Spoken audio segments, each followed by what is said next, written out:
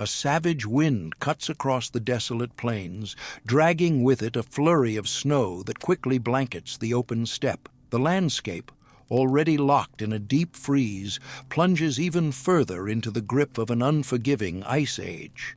The air bites with temperatures plummeting to -40 degrees Fahrenheit, the kind of cold that would claim an unprotected modern human in less than a few hours. Yet 30,000 years ago, in these very regions, entire families not only endured this brutal climate, they prospered in it.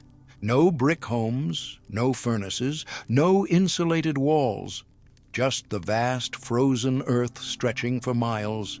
And yet, from within this lethal environment, our Paleolithic ancestors managed to raise children, craft tools, and create artwork that would one day be celebrated as masterpieces of early human expression. It's almost inconceivable. How did they pull this off? What secrets did they hold? Popular imagination tends to picture Ice Age humans huddled inside rocky caves, flames flickering against the stone as they sought shelter from the storm outside. But that image, while romantic, is severely lacking. Caves were rare and often already occupied by animals. They were just one part of the survival equation. The real story, the full picture, is far more complex and far more impressive. Archaeological evidence scattered across the frozen expanses of Eurasia tells us a different tale, one of innovation, adaptation, and engineering brilliance. Our ancestors weren't just surviving, they were mastering the winter. From the intricate mammoth bone structures of Ukraine to hidden snow dwellings deep in Siberia, prehistoric people built protective environments that rival the ingenuity of today's cold-weather architects. These weren't just makeshift shelters, they were marvels of prehistoric design, deliberately shaped by an understanding of the natural world. A singular, powerful idea guided everything they built. When the forces of nature turn against you, don't fight them, use them. This concept became the backbone of early winter survival. It influenced everything: the choice of materials, the way structures were shaped, even how heat and air moved through living spaces. Snow, wind, and sub-zero temperatures were not enemies to be resisted. They were tools, repurposed to create comfort where none should exist.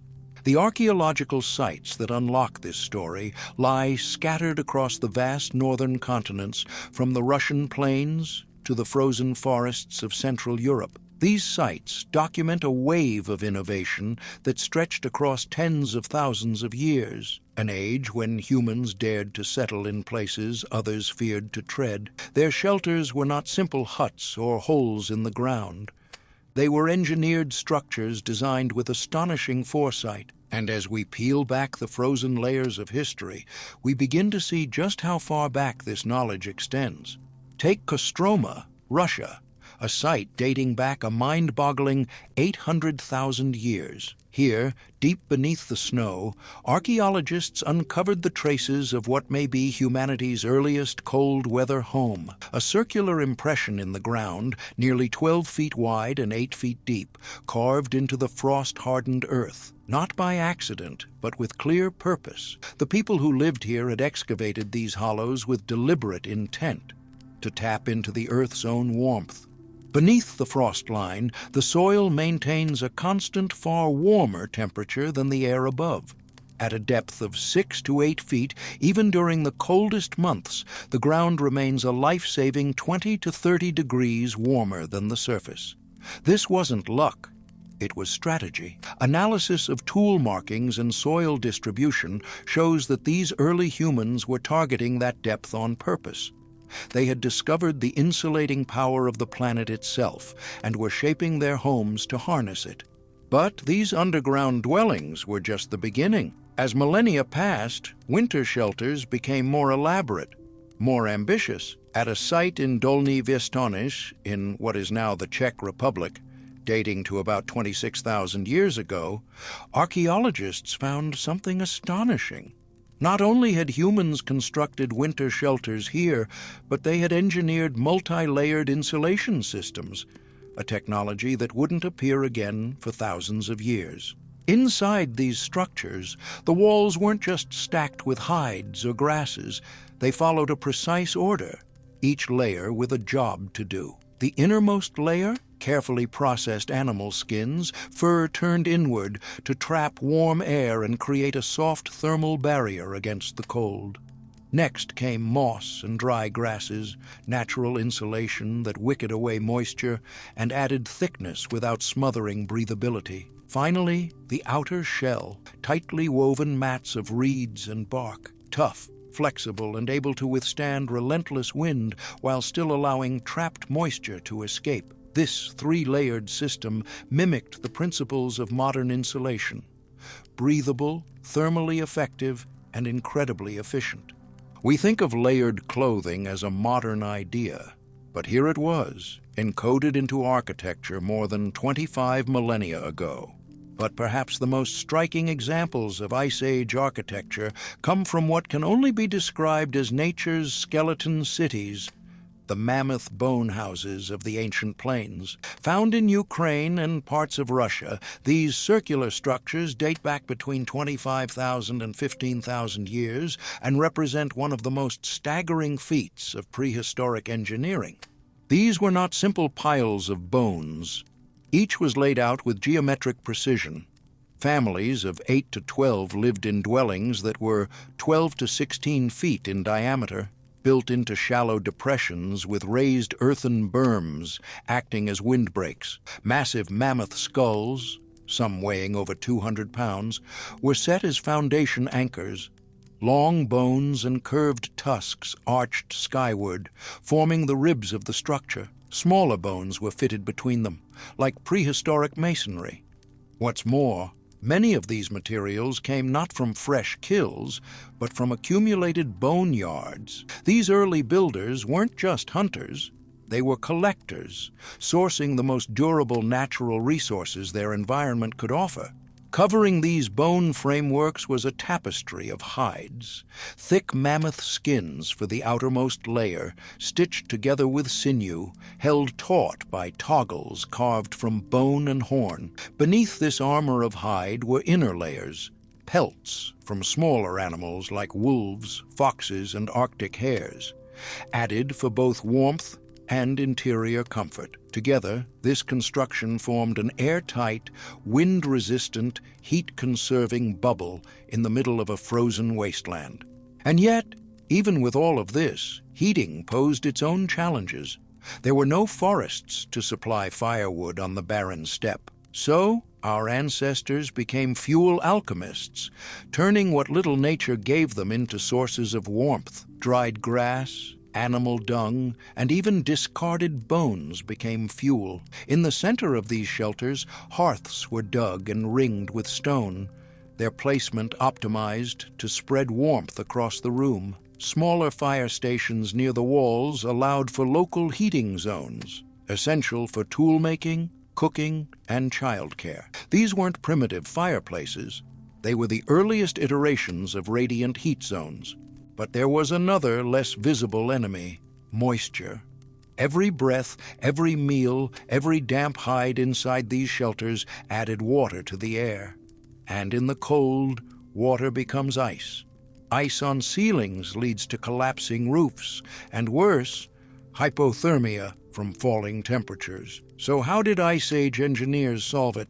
With airflow systems that rival modern HVAC design.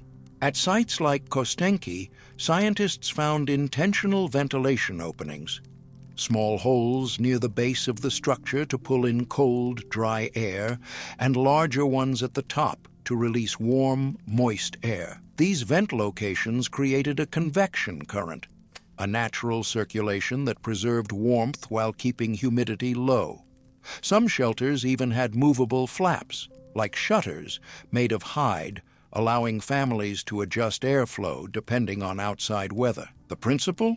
Let the shelter breathe and stay dry. As we begin to peel back the layers of these ancient homes, one thing becomes clear. These weren't accidental survival methods. They were the product of generations of trial, error, and passed down wisdom. Each innovation wasn't just practical, it was a step closer to mastering an environment that should have killed them.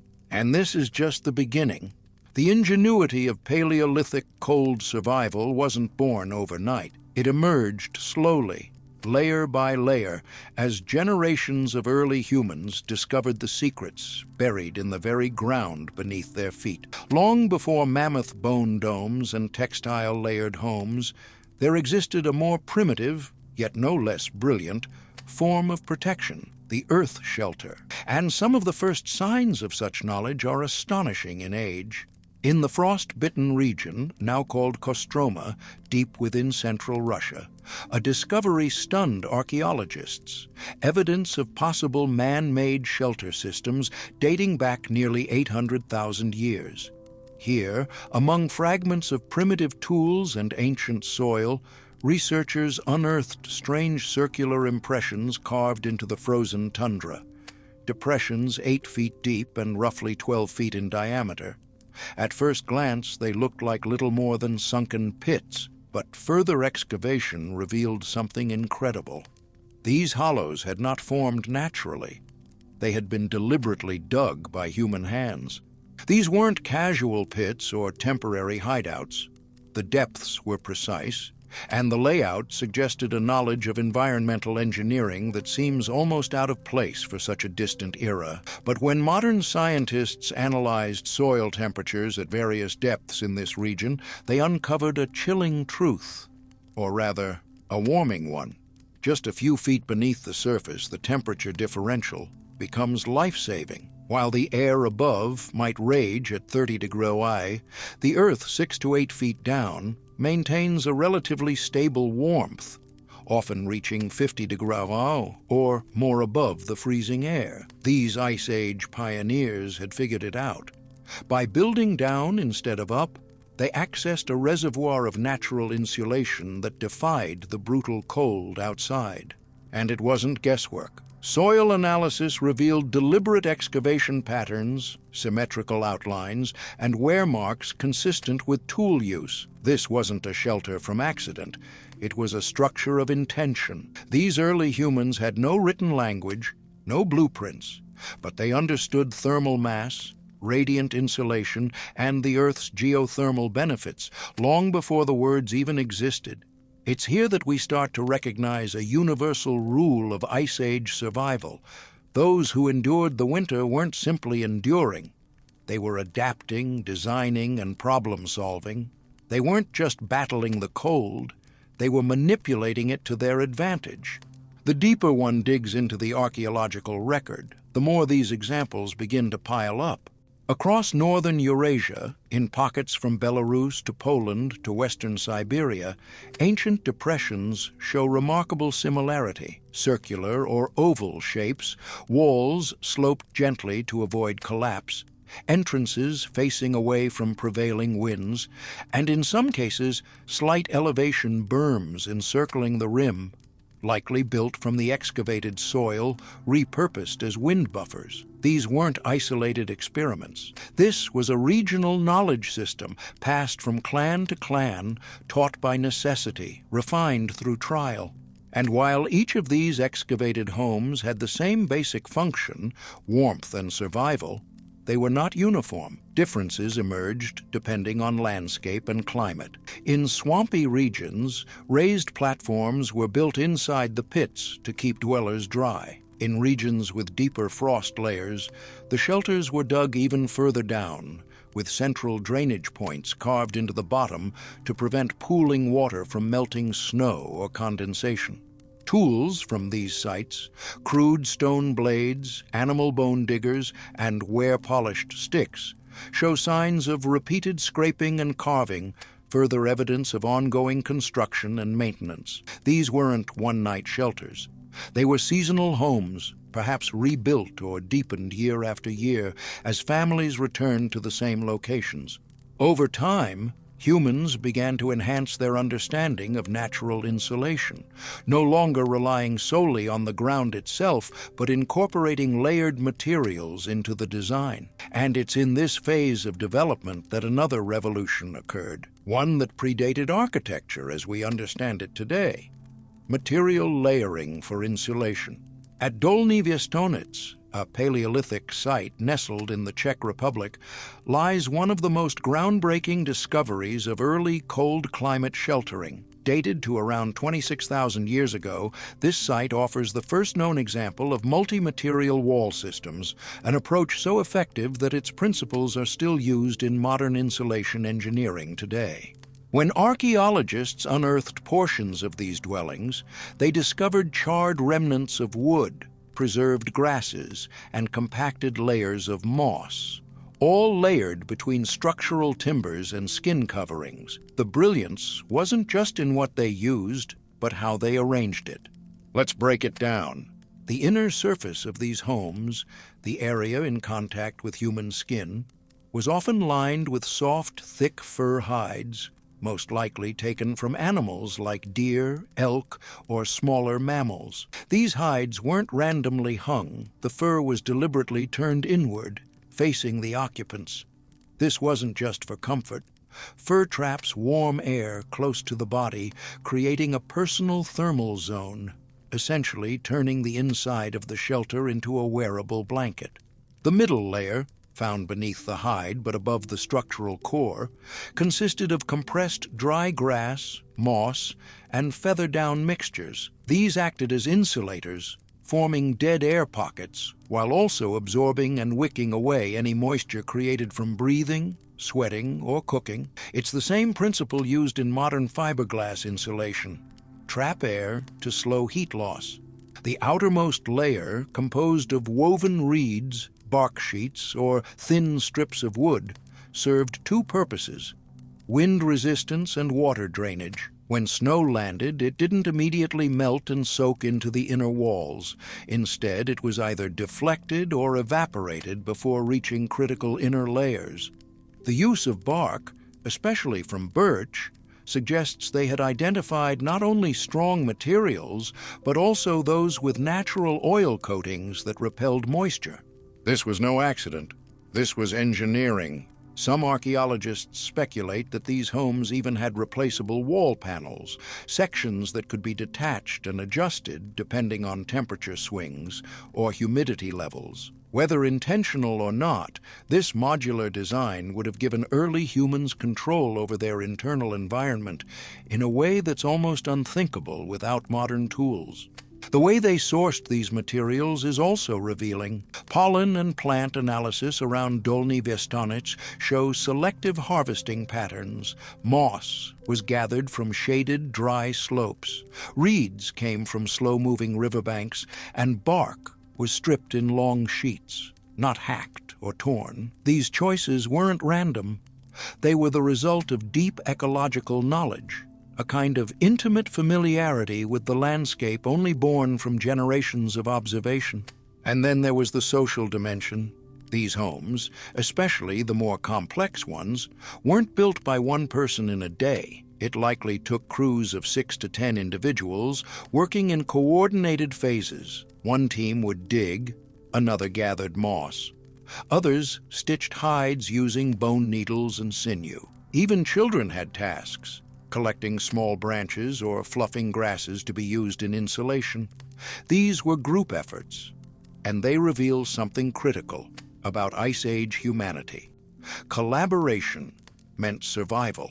As the architectural methods advanced, so too did their integration into seasonal rhythms. Evidence suggests these homes weren't randomly placed, but constructed in areas already known to be resource hubs, near water, game paths, or fuel deposits. They weren't nomads wandering aimlessly. They were strategists, operating in a cycle of return, rebuilding, refining. Each winter, families would return to the same basin or valley, reinforce the pit walls, patch the hide layers, and restock the shelters for another season. These places became ancestral zones, their first homes, their winter cities. Tools, beads, even musical flutes have been found buried in these sites, suggesting they weren't just functional structures, but emotional landscapes, places of memory, places of survival. By the time we reach the era of mammoth bone architecture, These lessons, from Kostroma to Dolny Vestonets, had already been carved into cultural DNA. The knowledge of how to build with the earth, how to layer materials, how to warm a space using nothing but nature, all of it formed the foundation for what came next, the Ice Age's most spectacular creations. But before we step into those legendary bone houses, it's worth acknowledging the staggering fact that by the time humanity invented writing, cities, or agriculture, our ancestors had already mastered insulation, ventilation, and radiant heating. Using no tools more advanced than stone blades and sharpened antler points, they had constructed warm, durable, semi-permanent shelters in some of the coldest places on Earth. It wasn't magic, it was engineering born of survival, and it changed the course of human expansion forever. By the time humans reached the height of Ice Age innovation, they had already mastered how to live within nature, not against it, but in the frozen steppes of what is now Ukraine and parts of Western Russia. This knowledge reached a new level. Here, the harsh winds and endless snows produced what many scientists now consider the pinnacle of Paleolithic winter shelter design, the mammoth bone houses. These weren't temporary hideouts or emergency shelters. They were deliberately engineered dwellings, designed from the ground up with foresight, precision, and materials sourced from the very animals that sustained their lives. The remains of these shelters, dating from 25,000 to 15,000 years ago, reveal a culture of people who didn't just endure the Ice Age, they transformed it into their habitat. Let's begin with the foundations. At sites like Mezhirich, Kostenki, and Gonsi, archaeologists discovered circular and oval depressions carved into the earth, measuring between 12 to 16 feet across. These weren't random clearings or leftover pits. They were purpose-built platforms, recessed just enough into the soil to shelter occupants from biting wind while maintaining a dry interior. The excavated earth wasn't discarded. Instead, it was strategically piled around the perimeter, creating natural berms that offered further insulation and wind deflection, like a thermal moat. These depressions weren't dug for solitude or stealth. They were laid out to house entire extended families, between 8 to 12 people per structure. The size and proportions weren't arbitrary. Too large, and the structure would lose heat. Too small, and airflow would stagnate, leading to moisture buildup. These dimensions were just right, balancing communal life, warmth, and airflow. Once the groundwork was set, the skeletal architecture began. And here's where the ingenuity truly shines. Rather than stacking wood, a scarce resource on the steppe, these Ice Age engineers turned to their most abundant source of material, the bones of woolly mammoths, towering beasts that had roamed the earth for millennia. Mammoths weren't just hunted for meat and hide. Their remains, vast, durable, and curved in perfect architectural arcs, became the lumber of the Ice Age.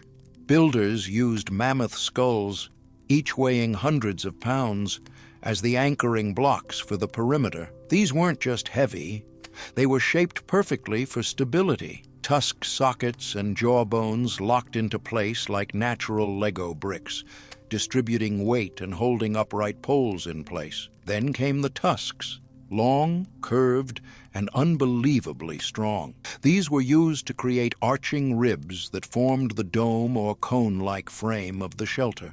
Other bones, femurs, vertebrae, rib cages, were stacked and interlocked, forming walls with air pockets that trapped warmth like primitive insulation foam. Smaller bones filled in the gaps, acting like prehistoric mortar.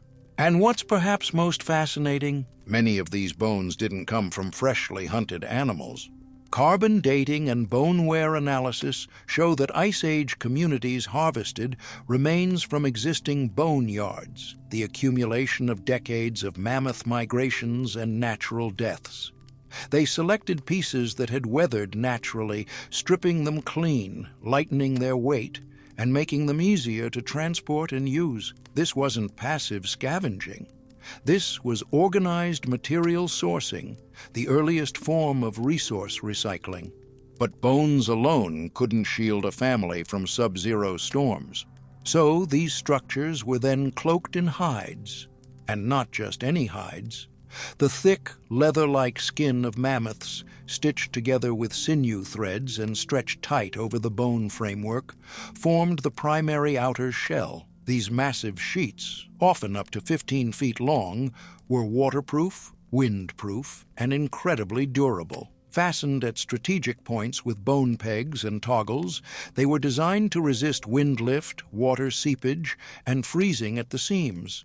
Inside the walls, additional layers were added: pelts from smaller animals, foxes, wolves, and Arctic hares, stitched and layered for warmth. These internal linings weren't just insulation.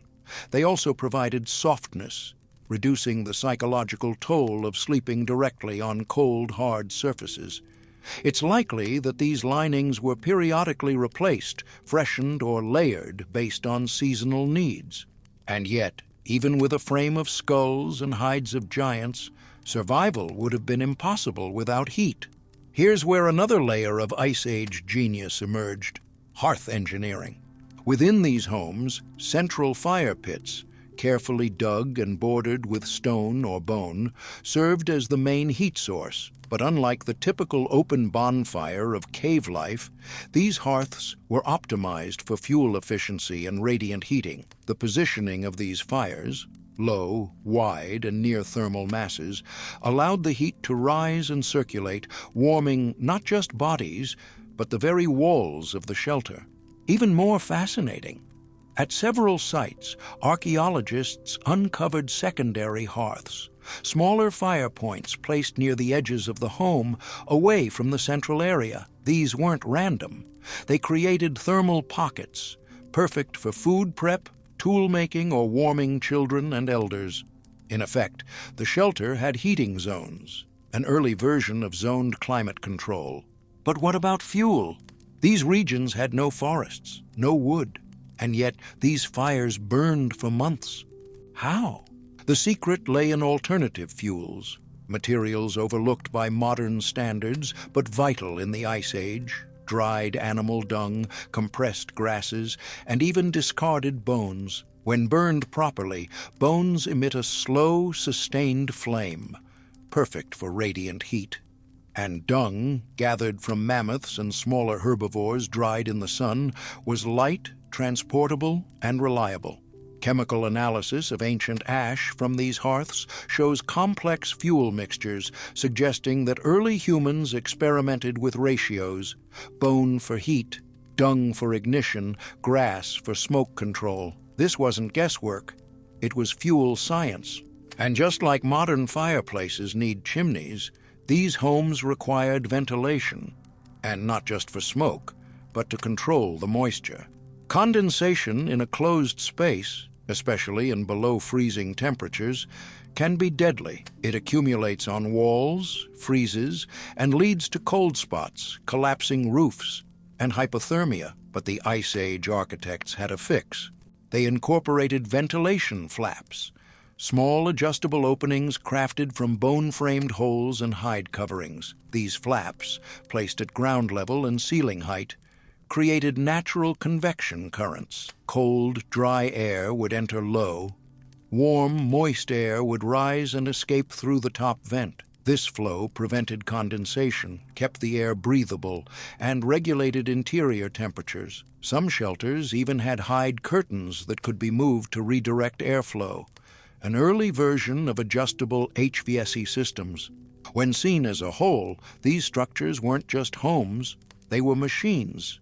Heat, airflow, fuel, insulation, all working in harmony, with every component chosen not by accident but by accumulated wisdom.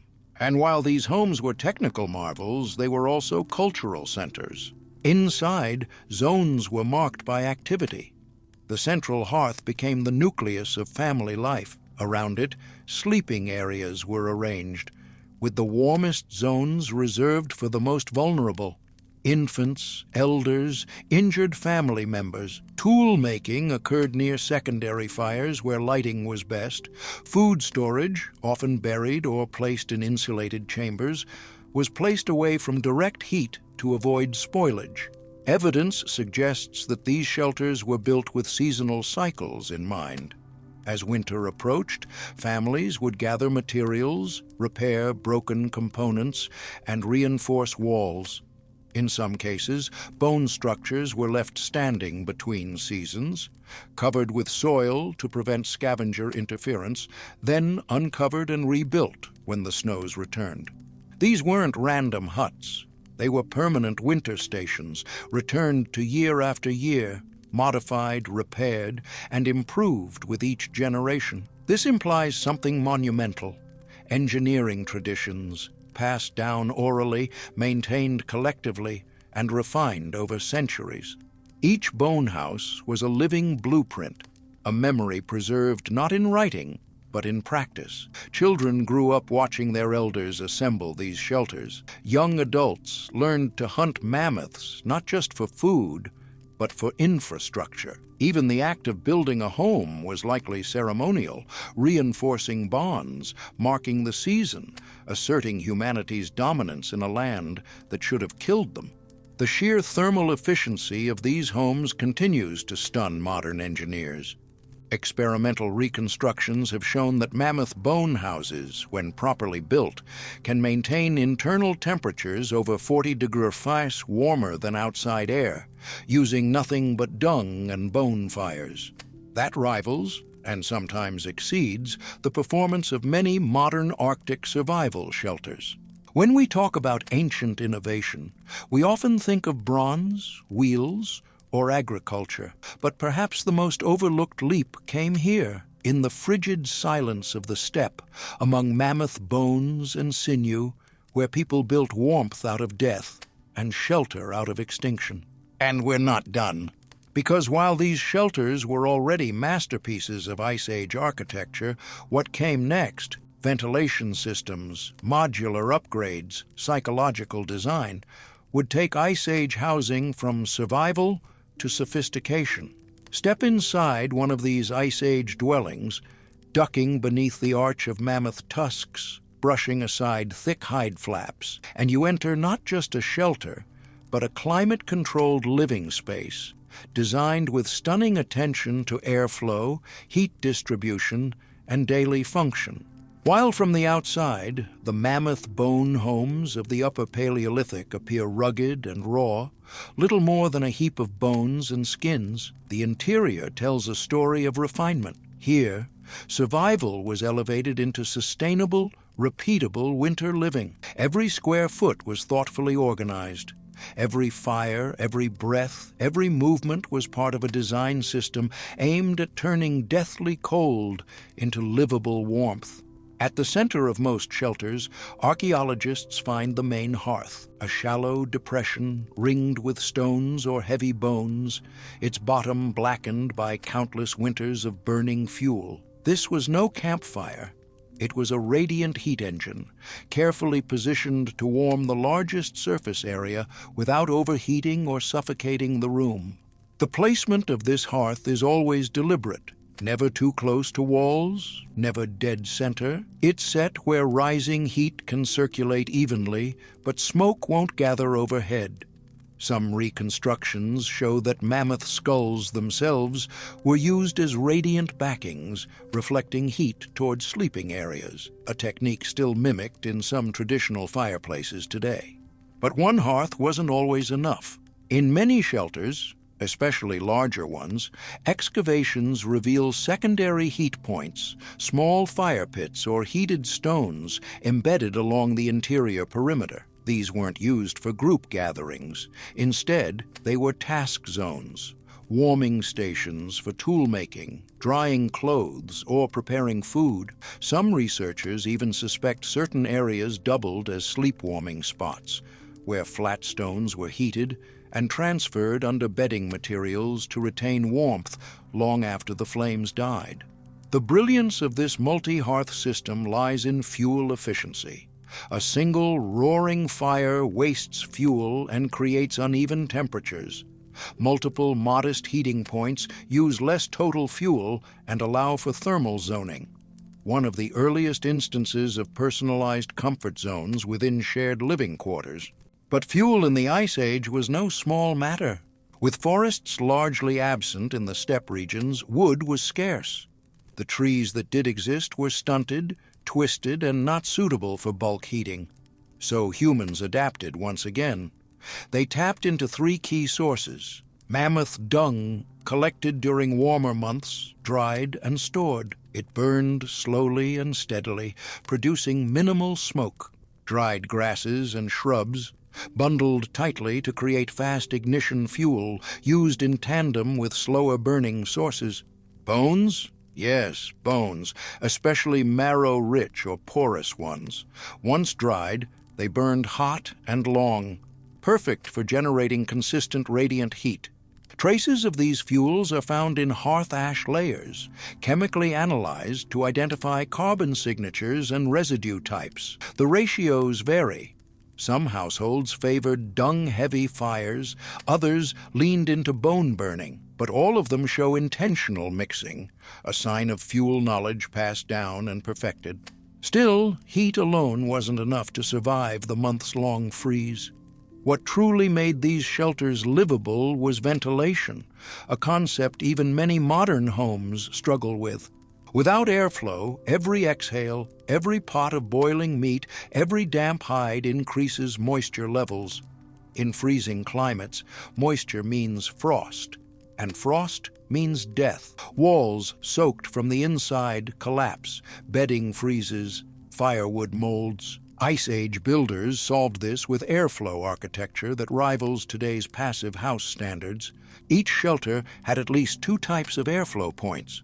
Low-entry vents, usually positioned near the ground level, often facing away from the prevailing wind. These allowed cool, dry air to seep in. High-level exhaust flaps, placed near the roof or central apex. These let moist, warm air escape upward. This setup generated a natural convection loop. As fires warmed the interior, hot air rose, carrying moisture with it. Cool air from outside crept in through the lower vents, replenishing oxygen and keeping humidity levels safe. No fans, no chimneys, just gravity, pressure, and placement. Some homes even had adjustable vents. Bone-framed flaps, covered in layered hide, could be opened or sealed depending on outside conditions. These early dampers offered control over temperature and humidity, not in degrees and percentages, but in breathability and frost resistance.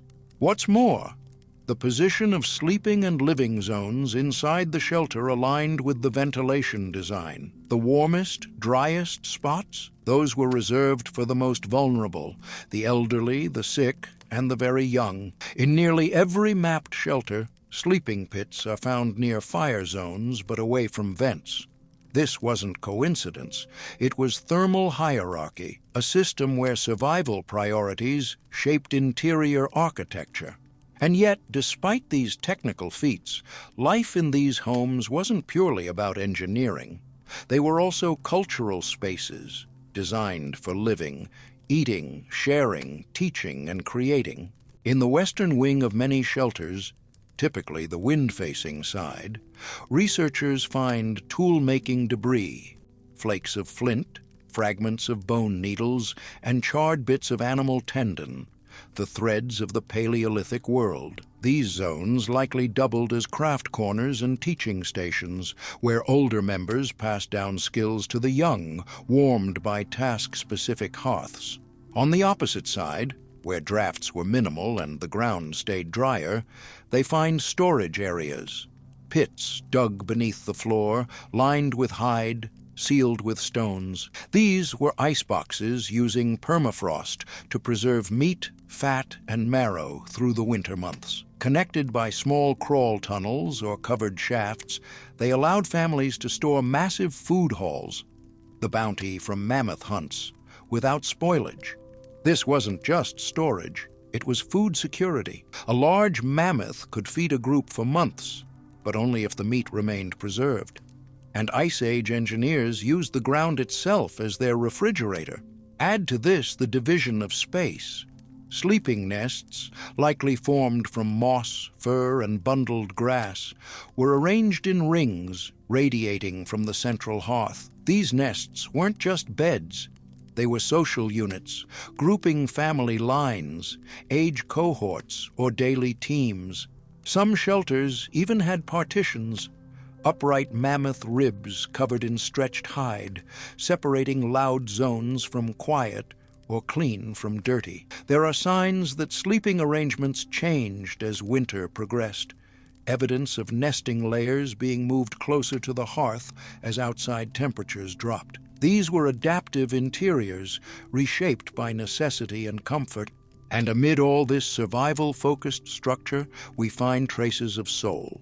Scattered in the soil layers beneath these homes are figurines, carved ivory, shaped stone, etched bone. The most famous of these, the so-called Venus figures, depict stylized female forms, fertility symbols, spiritual icons, or perhaps simple expressions of humanity's sense of beauty. Some are buried under sleeping zones. Others rest near hearths. A few were found deliberately shattered, possibly in rituals marking the seasons.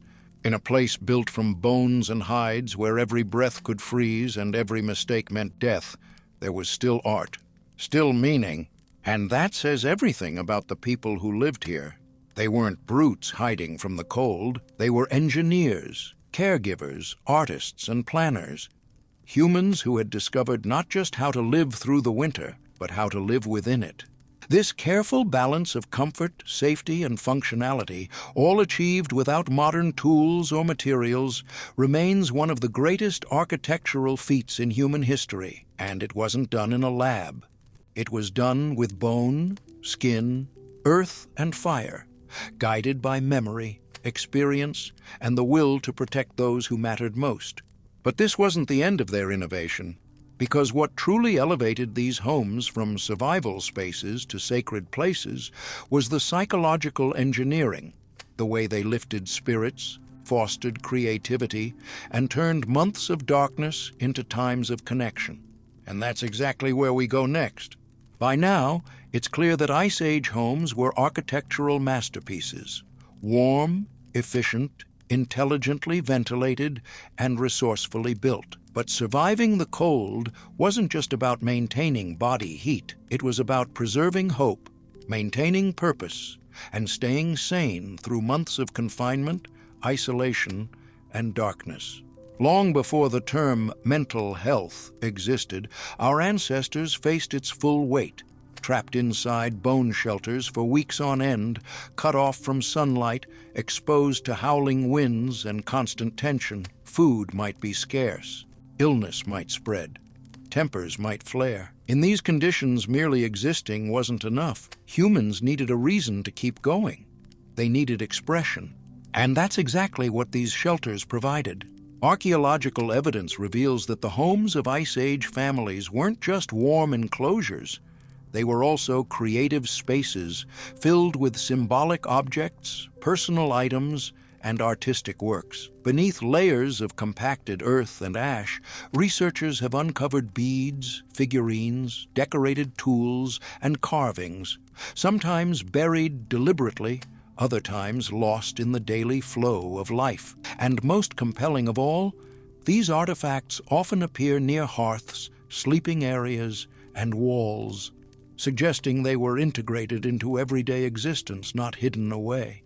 Take, for example, the iconic Venus figurines, small statuettes carved from ivory, stone, or bone, many of which have been discovered inside winter dwellings across Central and Eastern Europe. These objects, stylized female forms with exaggerated features, appear repeatedly at Ice Age sites, often in clusters or ritual-like arrangements. Their exact meaning is still debated. Were they fertility symbols, goddesses, good luck charms, memory tokens? We may never know for certain. But what is clear is that they mattered. They weren't tools. They weren't trash. They were created with care, carried with intention and placed in homes where they could be seen. Some were found beneath hearths, possibly left during construction as offerings.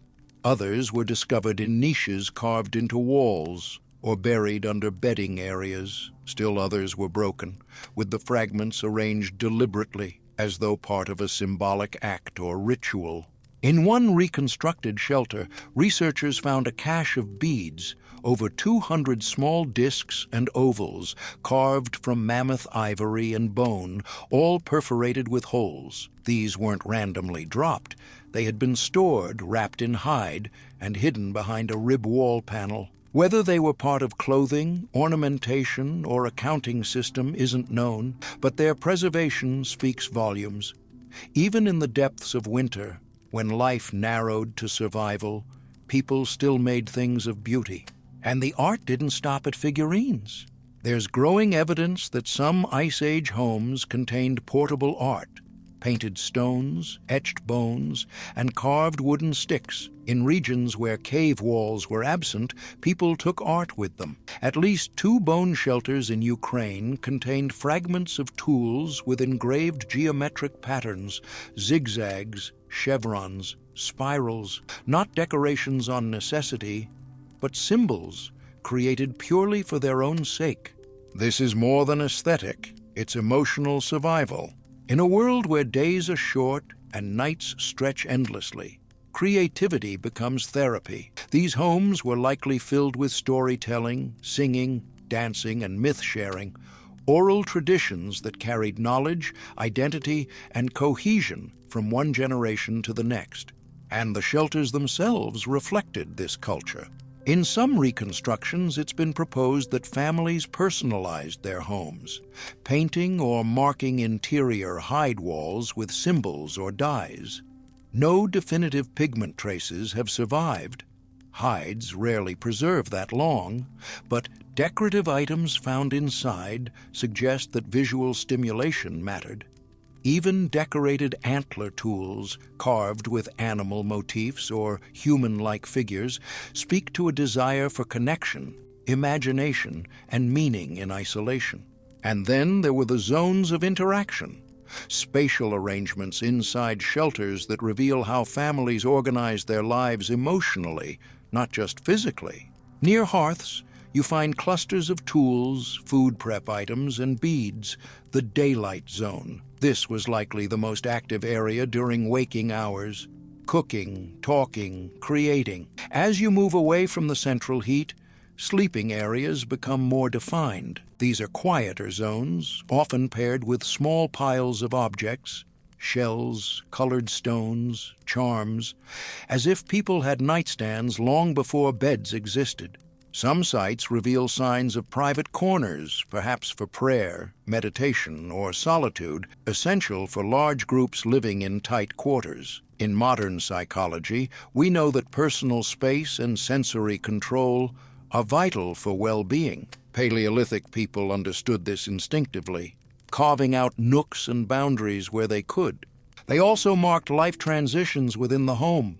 There's evidence that births, deaths, illnesses, and celebrations were all ceremonially acknowledged within these spaces.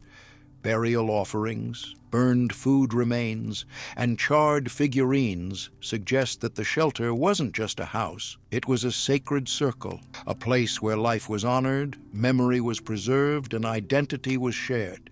Even the layout of objects supports this. At one shelter site, a series of animal skulls, fox, wolf, and bear, were found arranged in a semicircle around the hearth, all facing inward. Whether these were hunting trophies, spirit guardians, or symbolic ancestors, we can't say. But their placement was not practical. It was ritual. And perhaps that's the greatest legacy of these homes. They were more than survival structures. They were psychological sanctuaries, built not only to keep the cold out, but to keep the spirit alive. Inside, humans shared warmth, yes, but they also shared laughter, stories, memories, and dreams. These shelters were the first stages for theater, the first galleries, the first classrooms. They were vessels for the full spectrum of human emotion, from grief to joy, from boredom to creation. And crucially, they were intergenerational. Knowledge of how to build, maintain, and live in these homes wasn't stored in books or tablets. It was passed down face to face, parent to child, elder to youth. Each winter, each construction cycle, each repair was a lesson, a living classroom that taught not only how to survive, but why it mattered. In many ways, the winter home was a cultural incubator. The isolation, the shared hardship, the daily rituals, all of it deepened bonds and cemented traditions. What emerged wasn't just a new way to survive the Ice Age, it was a new way to be human. And when spring came, these shelters, having cradled families through darkness, were often taken down with ceremony. The hides were rolled, bones cached, tools packed. The frame might be covered with stones or earth, protected from scavengers, yes, but perhaps also honored like a place of memory. Some believe the bones themselves were seen as living, imbued with spirit, and thus treated with reverence. Others suggest that the returning cycle, rebuilding the same shelter each year, was itself a ritual act, echoing birth, death, and rebirth. These weren't disposable homes. They were seasonal companions, returning like the mammoth, the snow, and the stars. And then, as the earth tilted and the warmth returned, families would leave. They would carry their figurines, their beads, their stories, and the knowledge of what it meant to create warmth where none should exist. That's the genius of the Ice Age home. It wasn't just engineered for the cold, it was engineered for the soul. Behind every mammoth bone shelter, every layered hide wall, every radiant hearth, every insulated chamber, lies a silent force that rarely gets attention: planning. Long before skyscrapers and smart homes, humans were already mastering the art of project management. They couldn't afford mistakes. One missed detail, one late start, one miscalculation, and winter could mean death. What archaeology reveals, beneath the soil layers embedded in toolware and etched into seasonal site patterns, is a story of meticulous preparation. These shelters weren't thrown together in a panic. They were the result of multi-week construction efforts, timed to seasonal rhythms and carried out by cooperative work teams, often consisting of entire families or clans. Let's start with the construction window. Evidence suggests that most mammoth bone homes were built or refurbished in late summer to early autumn, the brief window when the earth was still soft enough to dig and daylight long enough to work. This wasn't random. By this time, families had already completed hunts, gathered food, and scouted fuel. They would return to known shelter sites, often used for generations, and begin the construction cycle. Experimental archaeologists have attempted to reconstruct these shelters using only the tools and materials available at the time. What they found is telling. Even with modern knowledge and practice, it took 2 to 3 weeks of full-time effort by 8 to 10 adults to complete a single home. That includes excavating the foundation pit, collecting and transporting mammoth bones, some weighing over 100 kilos, erecting the structural frame using skulls, tusks, and ribs, stitching and anchoring large mammoth hides, gathering supplementary materials, grass, moss, bark, pelts, constructing hearths, vents, and food storage pits. This was not a one-man job, nor was it something to delay. The timeline was tight.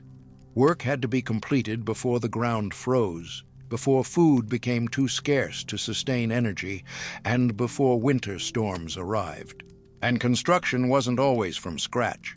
Many families returned to previous year's shelters where the bone frame remained intact. During the spring migration, these skeletons were covered with stones, brush, or earth, a protective layer that shielded the structure from scavengers and erosion. When families returned, they would uncover the framework, inspect for damage, and begin repairs.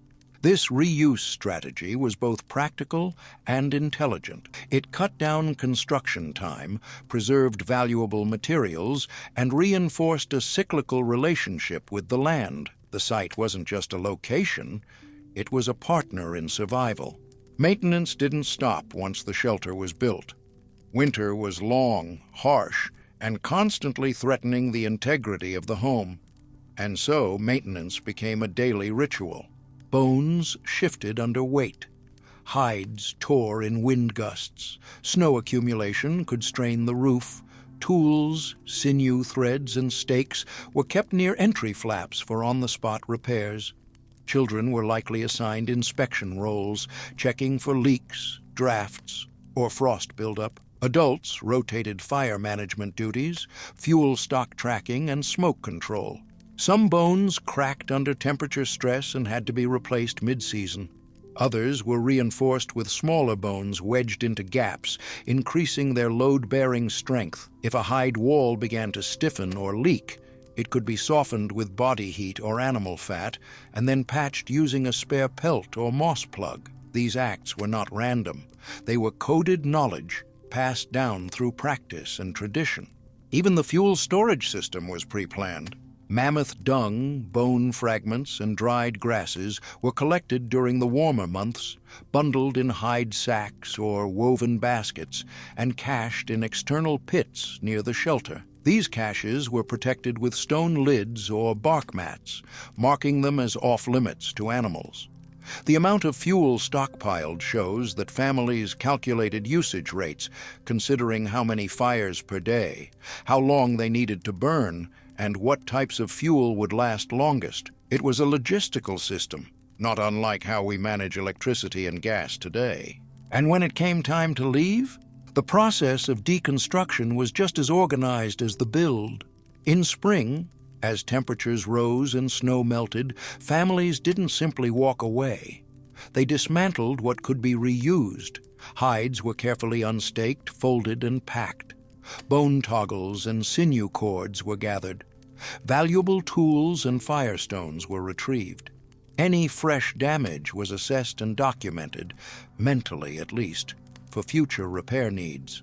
The skeletal frame was left behind, but not abandoned. In many cases, it was buried in earth or brush, protecting it for the next season. Some homes had stones arranged in specific patterns around the frame, possibly as a form of ritual sealing or territorial marking. This suggests the shelter had symbolic value, not just practical.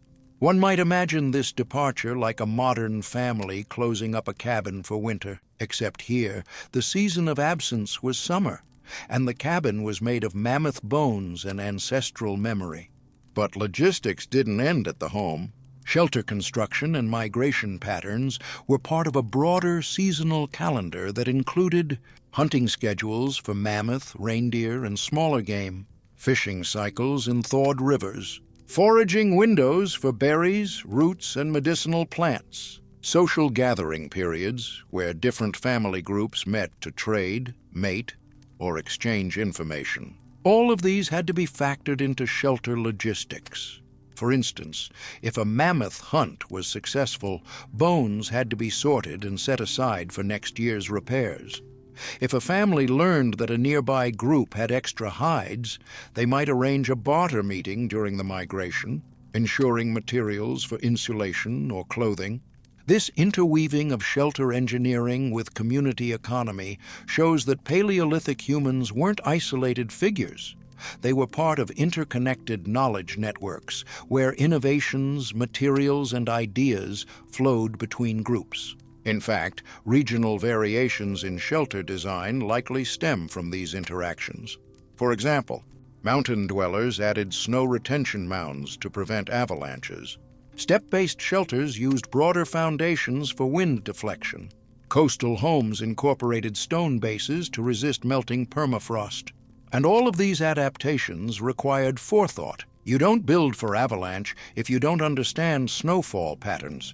You don't change entry angles unless you've tracked wind direction. These weren't accidental tweaks. They were the result of observation, memory, and trial over generations.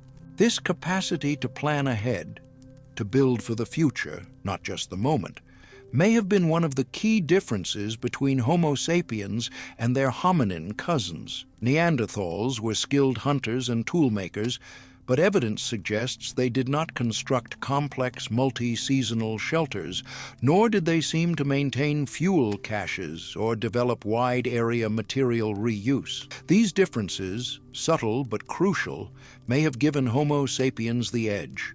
And the deeper insight is this. The mammoth bone house wasn't just a technical structure. It was a time capsule, holding within it the accumulated engineering, ecological, and social knowledge of its people. Every stake placement, every fuel bundle, every layered pelt told a story of planning, learning, and remembering.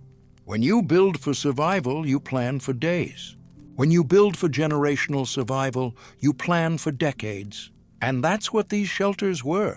Long-term strategies made from short-term tools, earth, bone, hide, fire, turned into legacy infrastructure through nothing but human mind and communal action. We often think of the Ice Age as a time of desperation, but what the archaeological record tells us, in every post hole, every packed vent, every cached supply pit, is that it was also a time of genius. And while these techniques would one day fade as climates warmed and lifestyles shifted, they wouldn't be lost forever, because centuries later, in the Arctic and subarctic regions, other peoples would revive these principles, drawing on the same rules of airflow, insulation, and seasonal use. The bones might have changed, the hides, the fuel, the tools, all modernized, but the wisdom stayed. For tens of thousands of years, Ice Age shelters were among humanity's most vital inventions, the difference between life and extinction. But when the last glacial period ended and the Earth began to warm, something strange happened. These shelters, so carefully refined over generations, so successful in their execution, were gradually abandoned and eventually forgotten. The transition didn't happen overnight. Climate change moves slowly, reshaping ecosystems over centuries, but the effects were profound. As glaciers retreated and temperatures rose, dense forests expanded, pushing into once open steppes. The mammoth herds that once roamed vast plains vanished. Open tundras transformed into bogs, meadows, and woodlands. With these ecological shifts came a new human lifestyle, more mobile, more forest-bound, and eventually more agrarian. The highly specialized architecture of the Ice Age was no longer needed, and in many cases, no longer feasible. Bone resources disappeared, hides became thinner. The massive carcasses used for both materials and food were gone. In their place came smaller animals, woodlands, and seasonal huts made from timber, bark, and thatch. People no longer needed to endure months of unbroken snow. They could move with the seasons, return to foraging grounds, and eventually grow food. As this transition deepened, the knowledge of Ice Age shelter construction faded. Not because it was forgotten deliberately, but because the need disappeared. The layered hide walls, the mammoth bone domes, the snow-retaining roofs, all became artifacts of a world that no longer existed. The bones themselves, once the skeleton of winter survival, lay buried in the earth, weathered down by wind and time. Over centuries, even oral traditions stopped mentioning them. The shelters became ghost structures, vanished from memory. Only in a few remote areas, like parts of the Arctic, Siberia, or the Inuit and Sami regions, did some of the core ideas survive. These were areas where the cold never truly left, and people continued to build with snow, skin, and structure. But even there, the direct link to Ice Age shelter engineering was severed. What survived was often instinct, not blueprint. The circle had broken.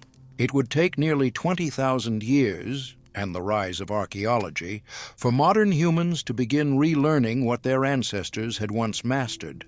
In the early 20th century, as archaeological digs expanded across Europe and Eurasia, researchers began to uncover strange ring-shaped arrangements of mammoth bones. At first, they were misunderstood, believed to be ritual monuments, animal traps, or mass kill sites. But as excavation techniques improved, patterns began to emerge. The bones weren't scattered. They were deliberately placed and accompanied by hearths, ash layers, tool fragments, and food remains. These weren't hunting sites. They were homes. By the late 20th century, entire excavation projects were devoted to understanding the architecture of the Paleolithic cold.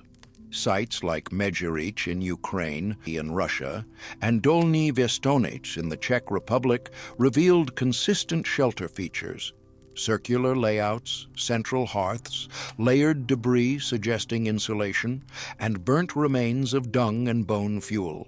Experimental archaeologists began trying to rebuild them, using only stone tools, natural materials, and traditional sewing techniques. They replicated mammoth bone shelters and discovered, to their surprise, that these shelters were incredibly efficient. In one reconstruction, internal temperatures reached over 60 degrees Celsius, even as the outside hovered near zero. With a single small fire, the layered insulation retained heat for hours. Ventilation kept humidity low. Bedding stayed dry. Fuel usage dropped compared to open fires. In short, they worked brilliantly. These discoveries have sparked a quiet renaissance. Today, Arctic survival instructors teach shelter-building techniques inspired by Paleolithic designs. Military cold weather units, including those in Canada and Scandinavia, now incorporate principles from Ice Age dwellings into training for long-term deployments. Even disaster relief organizations have shown interest, studying how these shelters can be adapted to crisis zones with limited infrastructure and extreme climates. Some engineering schools now use the mammoth bone house model to teach passive heating, natural ventilation, and composite insulation layering, proving that the principles once developed with nothing more than bone, hide, and fire are still relevant in the age of smart homes and HVAC systems. The resurgence has gone even further. Architects, especially those focused on bioclimatic and sustainable design, have started referencing Ice Age structures in academic journals and design studios. The idea is simple. If people could keep themselves warm using only natural materials during the coldest phase in Earth's recent history, maybe modern sustainability can learn something from them. One of the most striking examples comes from researchers developing emergency shelters for refugee camps in freezing zones. Inspired by Paleolithic techniques, they designed modular structures using layered textiles, earth-insulated walls, and passive airflow, systems that mimic the hide-moss-reed layering of Ice Age homes. The results? Stronger thermal retention, reduced need for active heating, and better occupant comfort, all using low-tech, local materials. Even NASA has taken an interest. In studies of extreme environment habitats, like future shelters on Mars or the Moon, researchers have cited Ice Age shelters as analogs. Why? Because these prehistoric homes met three crucial needs: temperature stability, resource efficiency, and psychological livability under isolation. The same three challenges faced in extraterrestrial housing. We've come full circle. What was once seen as primitive, bone huts in the snow, is now recognized as a lost chapter of architectural brilliance, a system born from desperation, refined through cooperation, and now re-emerging as a guidepost for building in extreme futures. But why was it lost in the first place? Part of the answer lies in the specialization of the knowledge. These shelters required exact timing, materials, and collaboration. Once any of those pieces disappeared, mammoth bones, long hides, or deep freeze conditions, the system collapsed. And unlike stone tools or fire, which could be adapted endlessly, the mammoth bone house was environment-specific. It couldn't easily transfer into forests, deserts, or tropics. So, when the Ice Age ended, it didn't just melt glaciers. It melted the cultural scaffolding that held these shelters together. And yet, the bones remained, waiting beneath the soil, When we unearth them today, we aren't just discovering ruins. We're rediscovering a mindset, one that says we can build anything, survive anywhere, if we work with nature instead of against it. That was the Ice Age legacy, and perhaps our future. When we think of the inventions that changed the course of human history, the wheel, fire, agriculture, language, we rarely include shelter design in that list. But the story of Ice Age survival suggests that it absolutely belongs there. The ability to build warmth where none existed wasn't just a survival trick. It was a catalyst. It enabled humans to move farther, stay longer, expand faster, and think deeper. It turned uninhabitable regions into homes. It reshaped how people saw the land and how they saw themselves. The Ice Age wasn't just a cold era. It was a testing ground for ingenuity, and winter shelter engineering may have been one of its most transformative inventions. Let's begin with a single powerful idea: thermal autonomy. When humans figured out how to create and control indoor climates, they unlocked the ability to live in places no other species could. Where animals relied on fur or migration, humans relied on design, using tools and knowledge to alter the environment itself. The moment you can build heat, regulate airflow, retain insulation, and manage fuel, you gain a new kind of freedom. You're no longer tied to temperate zones. You can cross tundra. You can explore mountains. You can settle where others flee. And that's exactly what happened. The archaeological record shows a clear correlation between advanced winter shelters and northward expansion. As humans developed more sophisticated building techniques, deep excavation pits, mammoth bone structures, multi-layer walls, they pushed further into northern Eurasia, the Arctic fringe, and mountain ranges once thought impassable. This expansion had ripple effects. It led to access to new game, mammoth, reindeer, bison, that allowed for larger food stores and bigger populations. It opened up stone quarries, trade routes, and cultural exchange zones that accelerated tool development. It even affected genetics, as isolated northern groups evolved unique traits for cold resistance, metabolism, and brain development. But the most important impact may have been cognitive.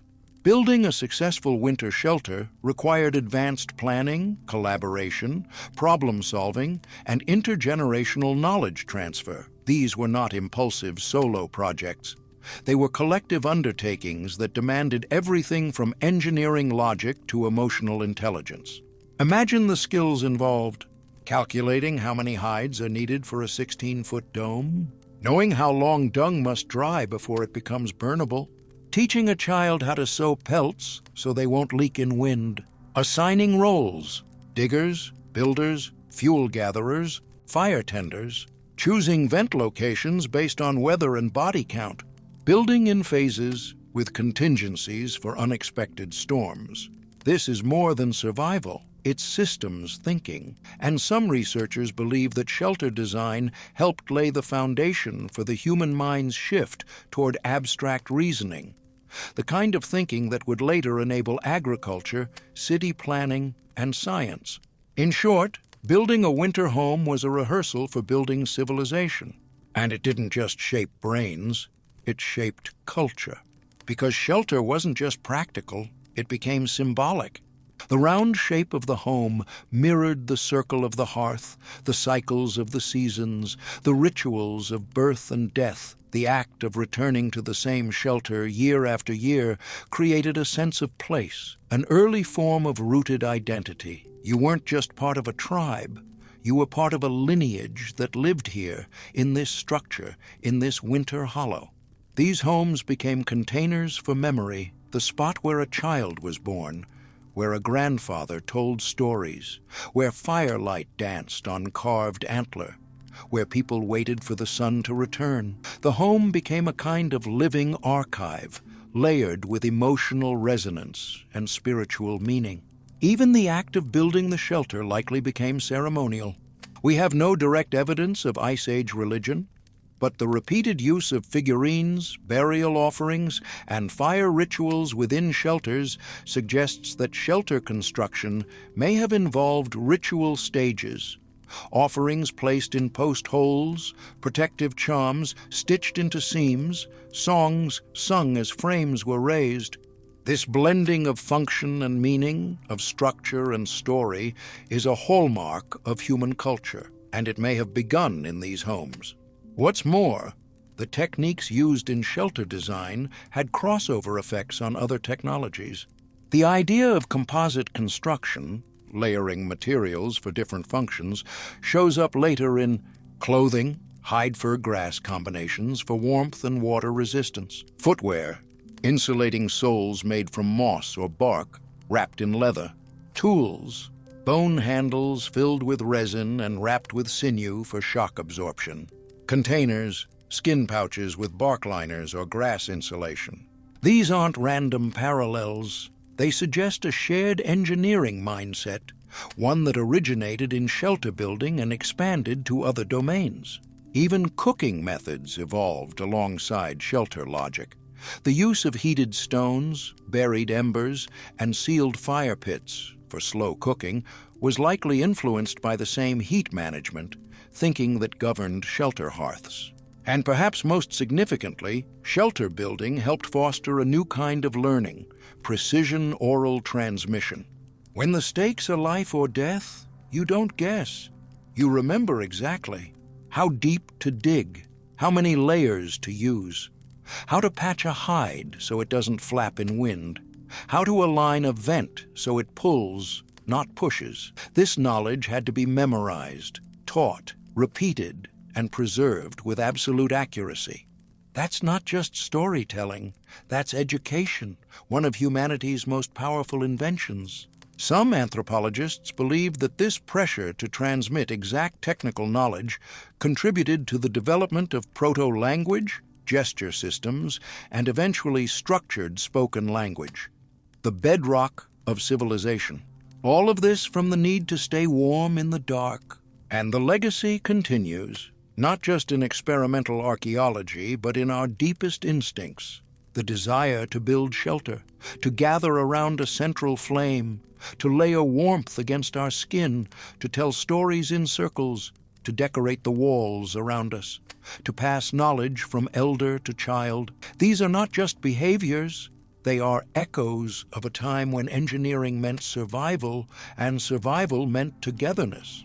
When you trace it back far enough, the walls of your house, the insulation in your attic, the vent above your stove, the zoning of your living room, are descendants of mammoth bone, moss, hide, and fire.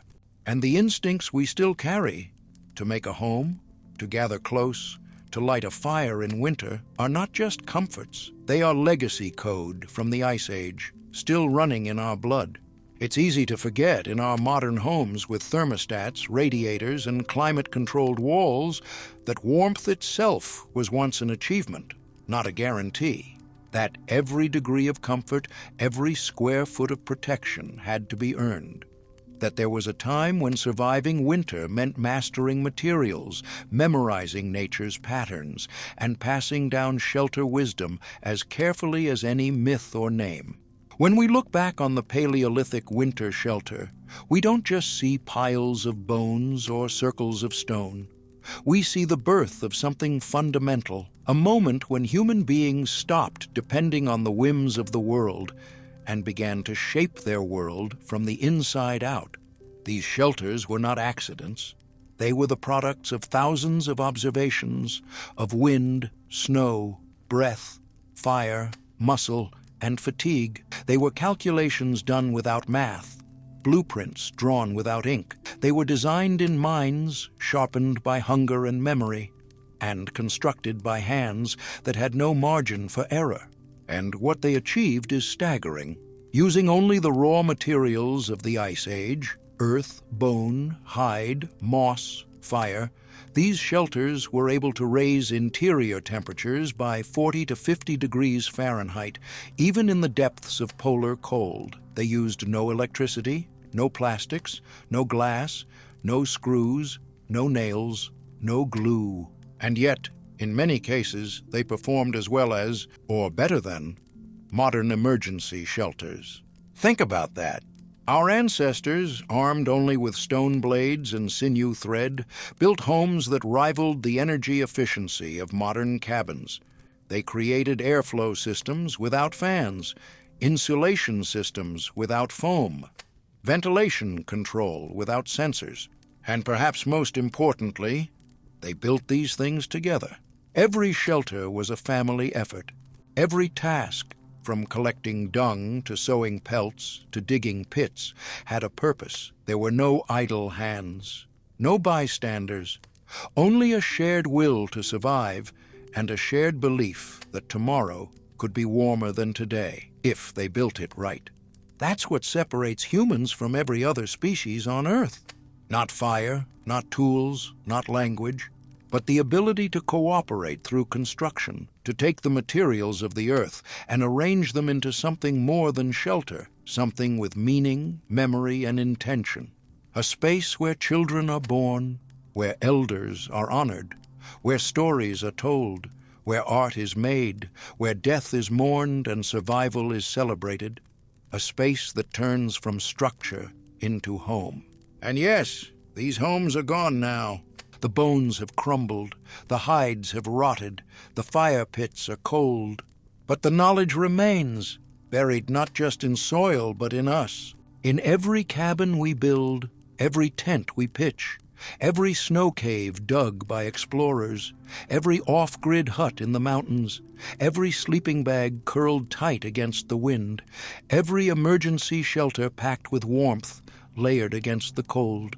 Even in cities, the principles survive. Insulation, ventilation, thermal zoning, shared heat, modular construction, all rooted in Ice Age engineering.